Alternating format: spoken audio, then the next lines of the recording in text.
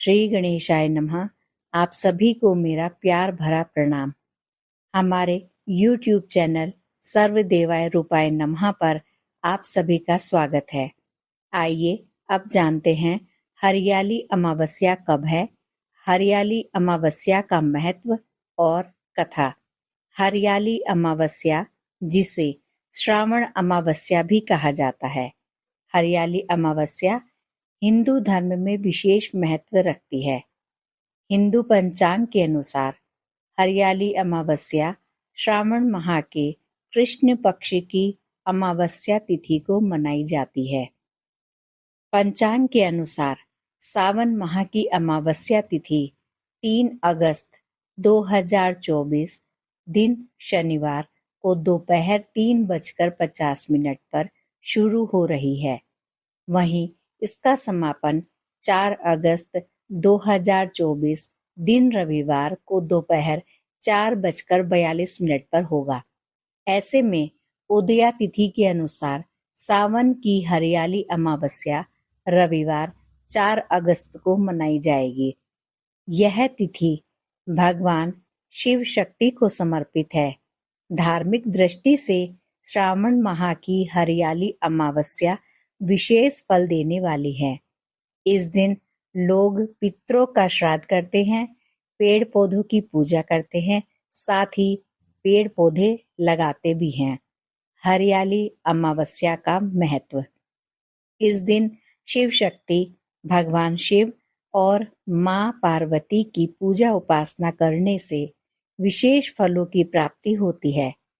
भक्तों की इच्छाएं पूर्ण होती हैं। पुराणों के अनुसार श्रावण मास की हरियाली अमावस्या को पितृ श्राद्ध, दान, देव पूजा, वृक्ष लगाना और वृक्ष पूजा आदि शुभ कार्य से अक्षय फल की प्राप्ति होती है। मान्यता है कि इस दिन व्रत पूजा करने से पापों से मुक्ति मिलती है और भगवान शिव, माँ पार्वती की पूजा उपासना करने के साथ ही हरियाली अमावस्या की व्रत कथा सुनी या पढ़ी जाए तो जीवन के कष्ट दूर होते हैं, वैवाहिक जीवन के दुखों का अंत होता है, पापों से मुक्ति मिलती है, मनोकामनाएं पूर्ण होती हैं। हरियाली अमावस्या पर वृक्ष लगाने का भी बहुत महत्व है। इस दिन एक वृक्ष जरूर लगाएं, इससे पुण्य की प्राप्ति होती है। भगवान शिव का पंचामृत से अभिषेक करें। पितृ श्राद्ध, तर्पण, दान भी इस दिन किया जाता है। ये सभी शुभ कार्य हमारे जीवन में खुशियां, शांति, सुख, समृद्धि और खुशहाली लाते हैं। आइए अब सुनते हैं हरियाली अमावस्या व्रत कथा, जिससे मिलती है शिव शक्ति की असीम कृपा। एक समय की बात है, एक राजा महल में अपने परिवार के साथ सुखपूर्वक निवास किया करता था। उसका एक पुत्र था जिसकी शादी हो चुकी थी। राजा की पुत्र वधू ने एक दिन रसोई में मिठाई रखी हुई देखी तो वह सारी मिठाई खा गई। जब उससे पूछा गया कि सारी मिठाई कहाँ गई है तो उसने कहा, सारी मिठाई तो चूहे खा गए। यह बात चूहों ने सुन ली और वे इस गलत आरोप को सुनकर अत्यंत क्रोधित हुए। इसके बाद उन्होंने राजा की बहू को सबक सिखाने का निश्चय कर लिया। कुछ दिनों के पश्चात महल में कुछ मेहमान आए। चूहों ने सोचा कि यह अच्छा मौका है राजा की पुत्रवधू को सबक सिखाने का। बदला लेने के लिए चूहों ने बहू की साड़ी चुराई और उसे जाकर अतिथि के कमरे में रख दिया। जब सुबह सेवकों और अन्य लोगों ने उस साड़ी को वहां पर देखा तो लोग राजा की बहू के चरित्र के बारे में बात करने लगे। यह बात जंगल में आग की तरह पूरे गांव में फैल गई। जब यह बात राजा के कानों तक पहुंची तो उसने अपनी पुत्रवधू के चरित्र पर शक करते हुए उसे महल से निकाल दिया।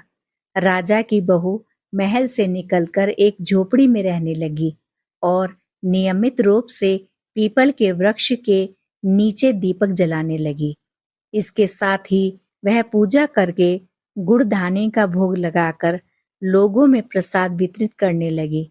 इस प्रकार कुछ दिन बीत जाने के बाद एक दिन राजा उस पीपल के वृक्ष के पास से गुजरे, जहां उनकी बहू हमेशा दीपक जलाया करती थी। इस दौरान उनका ध्यान उस पेड़ के पास जगमगाती रोशनी पर गया। राजा इसे देखकर चकित रह गए।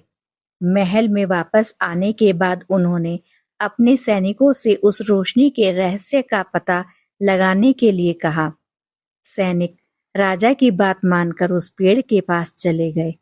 वहां पर उन्होंने देखा कि दीपक आपस में बातें कर रहे थे। सभी दीपक अपनी अपनी कहानी बता रहे थे। तभी एक दीपक बोला, मैं राजा के महल से हूँ। महल से निकाले जाने के बाद राजा की पुत्रवधू रोज मेरी पूजा करती है और मुझे प्रज्वलित करती है। सभी अन्य दीपकों ने उससे पूछा कि राजा की बहू को महल से क्यों निकाला गया, तो उसने बताया कि एक दिन उसने मिठाई खाकर चूहों का झूठा नाम लगा दिया। इस पर चूहे नाराज हो गए और राजा की बहू से बदला लेने के लिए उसकी साड़ी अतिथि के कमरे में रखाए। यह सब देखकर राजा ने उन्हें महल से निकाल दिया। यह सब सुनकर सैनिक भी हैरान रह गए और महल वापस आकर उन्होंने राजा को पूरी कहानी सुनाई। यह सुनकर राजा को अपनी गलती का एहसास हुआ और उसने अपनी पुत्रवधू को महल में वापस बुला लिया। इस प्रकार पीपल के पेड़ की नियमित पूजा करने का फल राजा की बहू को मिला और वह अपना जीवन आराम से व्यतीत करने लगी।